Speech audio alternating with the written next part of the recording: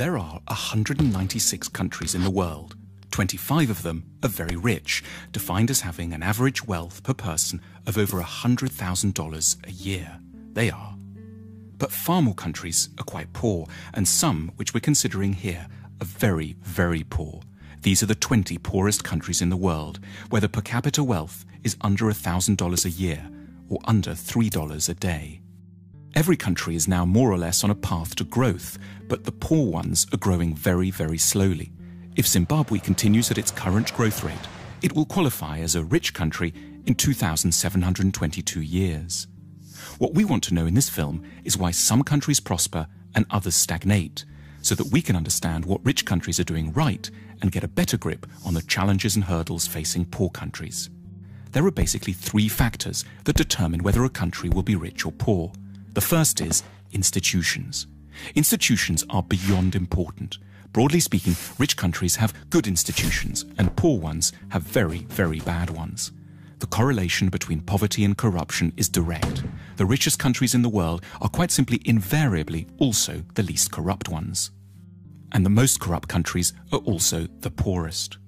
When countries are corrupt, they can't collect enough taxes to get the good institutions they would need to escape the poverty trap. Half of the wealth of the world's poorest 20 countries goes into offshore accounts. Lost revenues in these countries totals between $10 and $20 billion a year. Meanwhile, without an adequate tax base, poor countries can't invest in police, education, health and transport.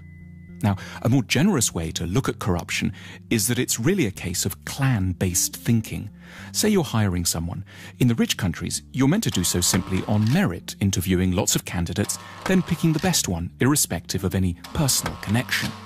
But in poor countries, under the sway of clan-based thinking, that approach would itself be seen as corrupt. It's your duty to disregard the so-called best candidate from an anonymous bunch in order to pick someone from your own team, your uncle, your brother, your second cousin, the guys from the same tribe. As a result, poor countries don't allow themselves access to the intelligence and talent of the whole population.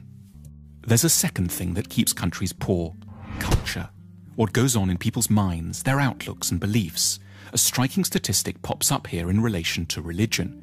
If there's one generalization you can make about religion and wealth, it's that the less people believe, the richer they stand a chance of being.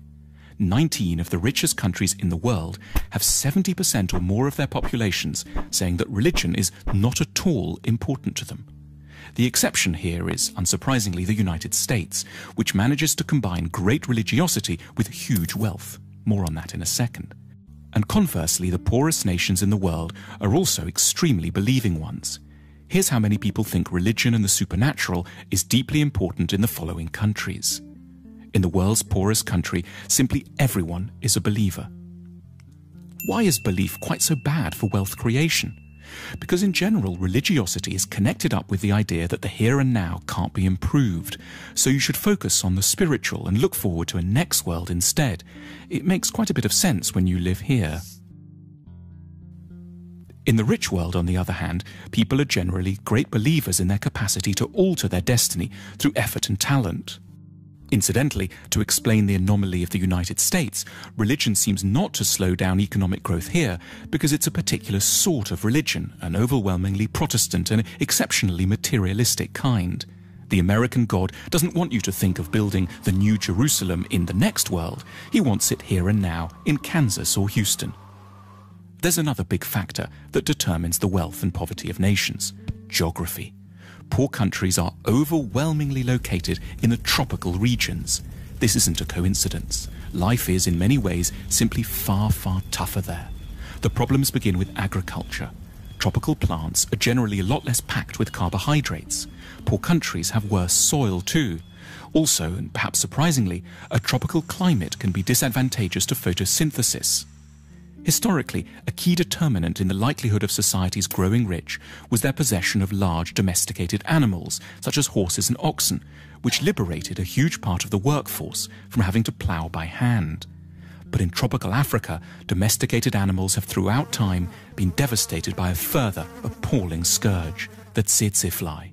This small fly, exclusively present in Africa because of its heat and humidity, knocks out animals on an enormous scale, making them sleepy or inactive, and has had a profound effect on the ability of Africans to develop technology, increase agricultural productivity, and amass wealth.